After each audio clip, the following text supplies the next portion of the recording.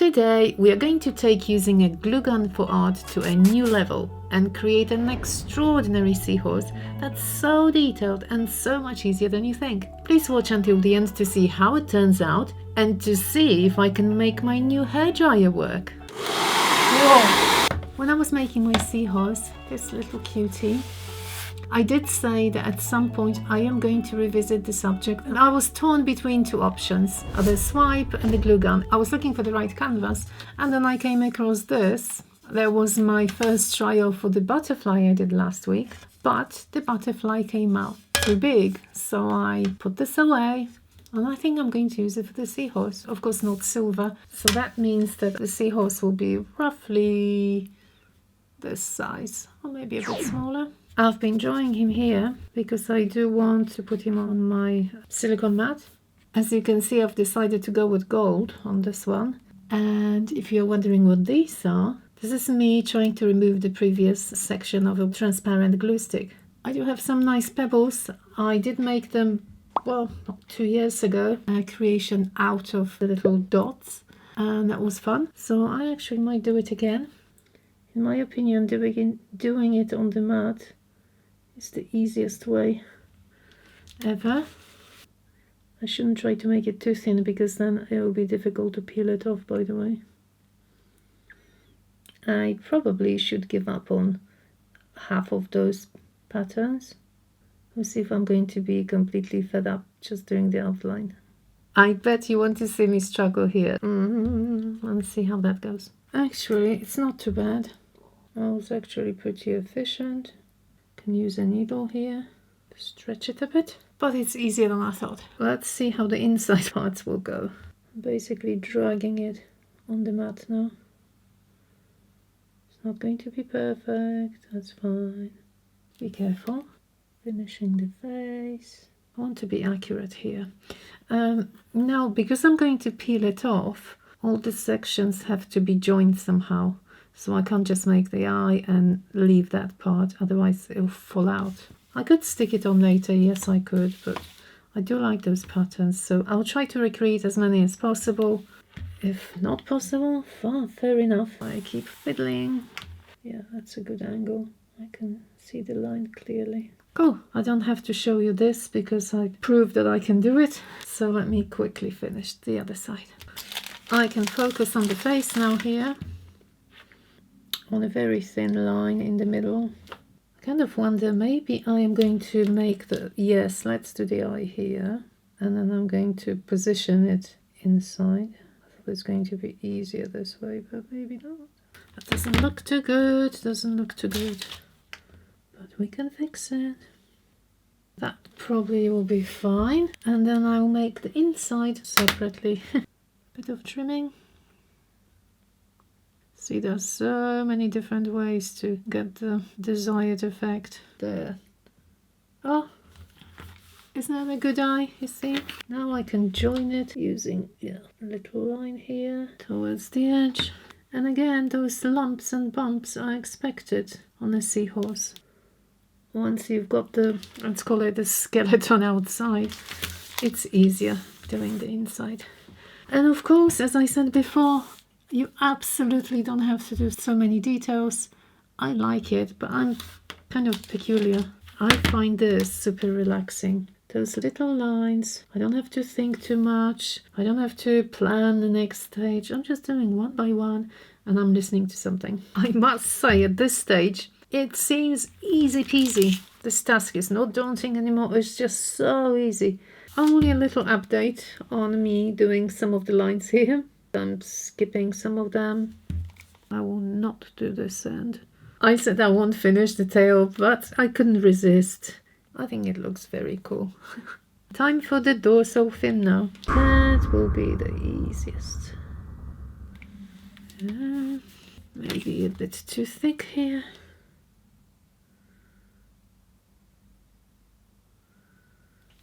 Fine, let's remove it. That will be the easiest. Oh, what have I done? The easiest. I know why, because I was thinking halfway through, do I want it thick, do I want it thin, and then kind of couldn't decide.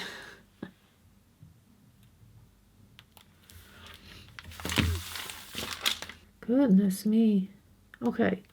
Okay, fine. I'm just done. The easiest. I said it's going to be the easiest, and now what am I doing?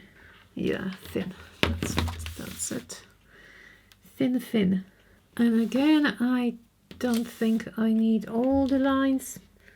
Some of them will do. But I'm trying to make the ends thinner. I think he's finished.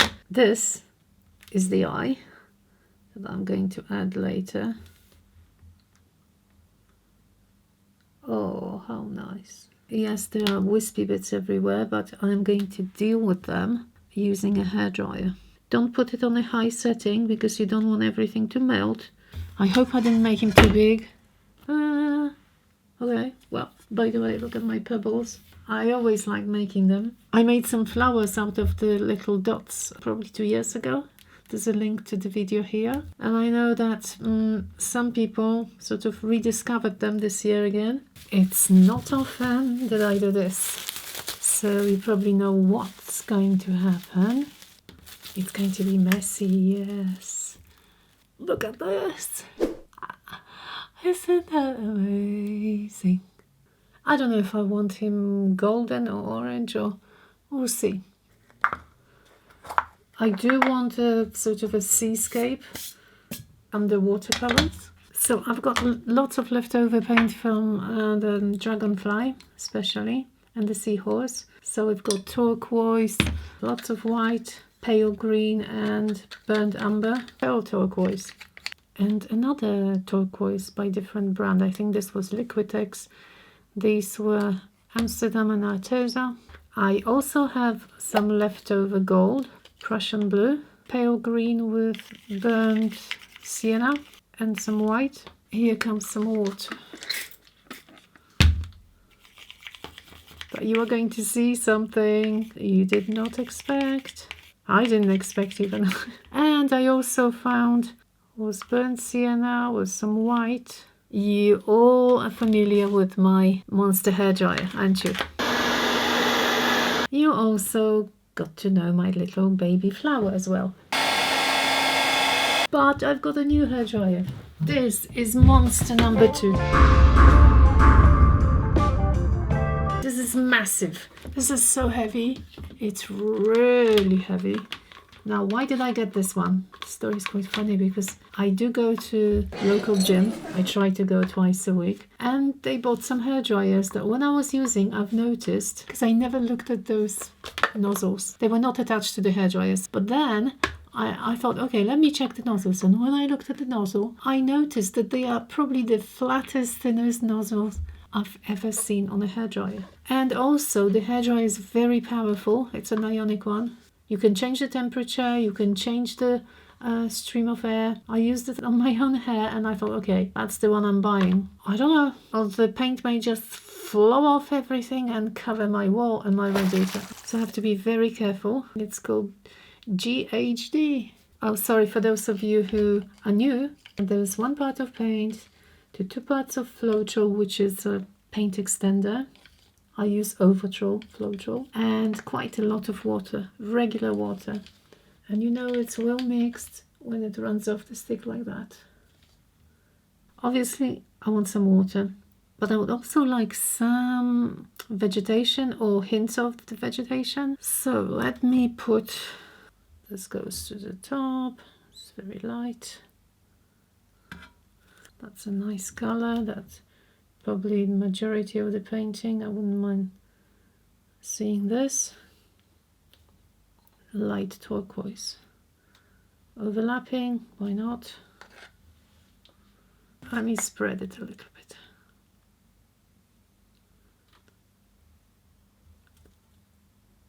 So that tells me that it's actually quite a lot of paint already.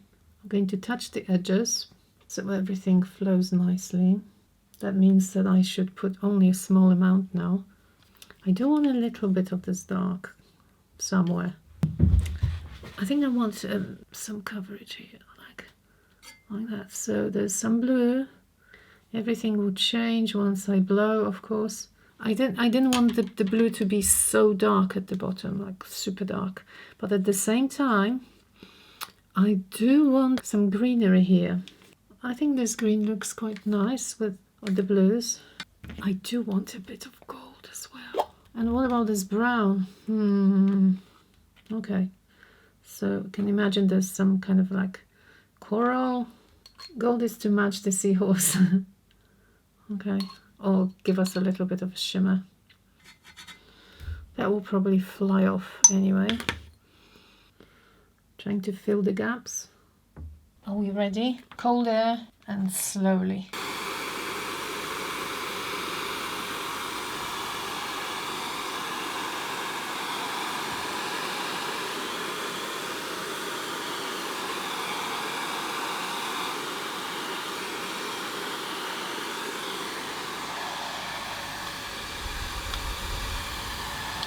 Okay, I don't like that. That's very unexpected. I think I want more lighter here. I do like the dark runner, but I definitely want to see some lighter color in the middle here. I want to see that. There's a bit too much happening. Thought there was a little bit too much of this dark blue. It's pretty. Some more green here.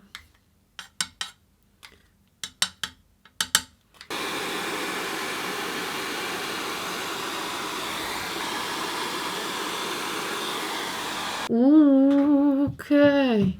Ah, here there's an interesting sort of a gap, but I'm not sure if I like it. I think it's very pretty. Now I can try and draw, you know, some flora here, but not too much. I think it's going to be, yeah, I prefer it a little bit more organic like that. I like it. I hope you like it too. Let me torch it a little bit.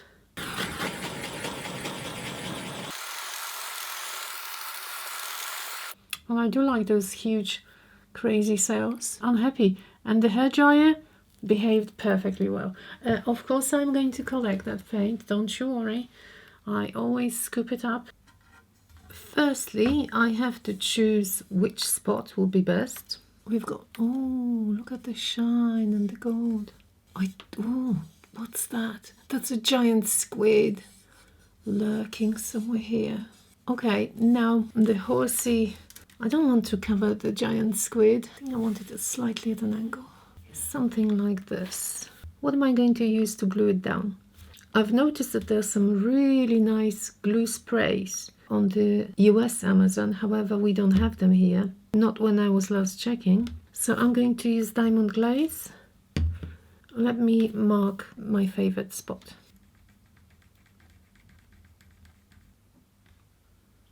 But just showing you another option. Here we'll definitely need a name. It's so cute. If you saw it first time, you would think it's wire. You see, this side is so flat that I can very easily apply glue here. I picked a brush that's soft.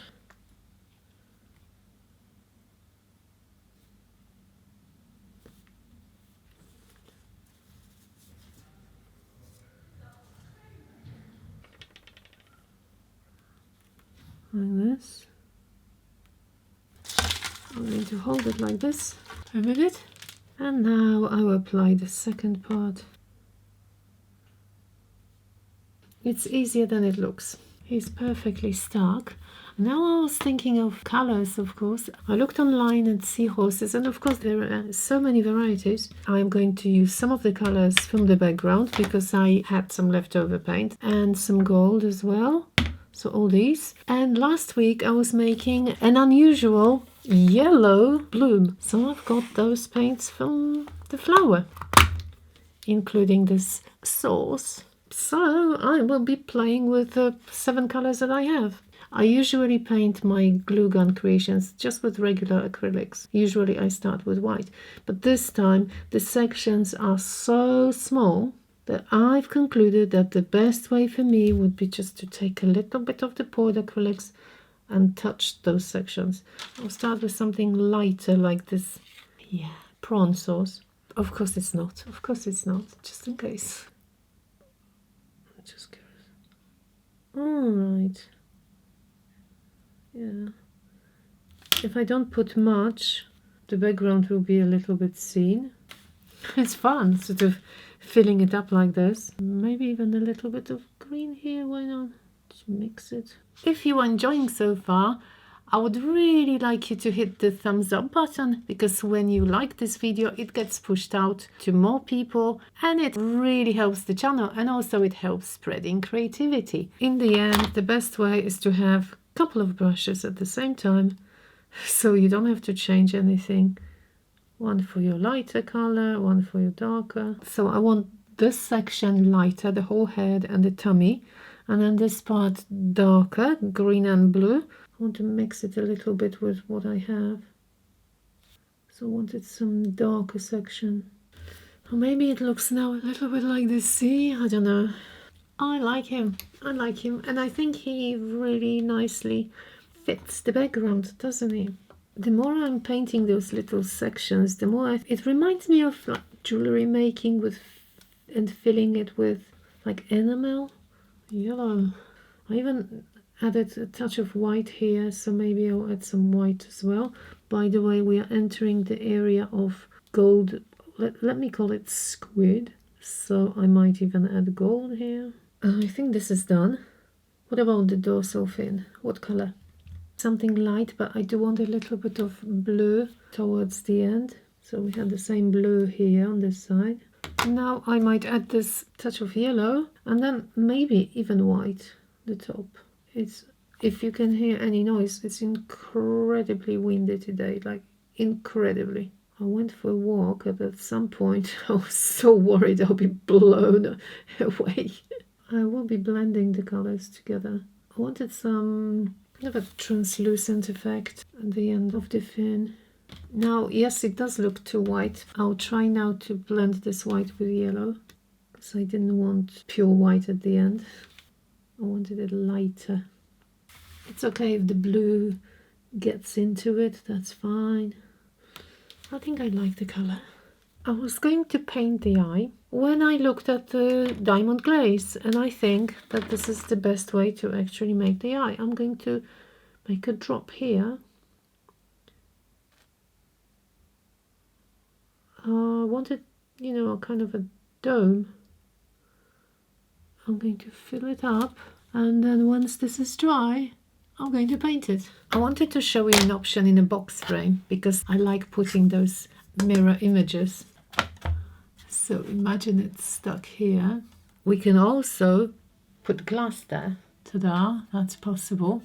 When I put it on my website, I think I'm going to put it as option, so you can just get him on its own and you can put it in your own frame, or you can purchase it with the box frame. And optionally, I don't like actually sending glass, but that will be another option as well, so maybe a third option. I haven't done it this way yet, but what do you think of that? So you can choose whether you want him on its own, in a box frame, or in a box frame with glass. And obviously that will require some very careful packaging.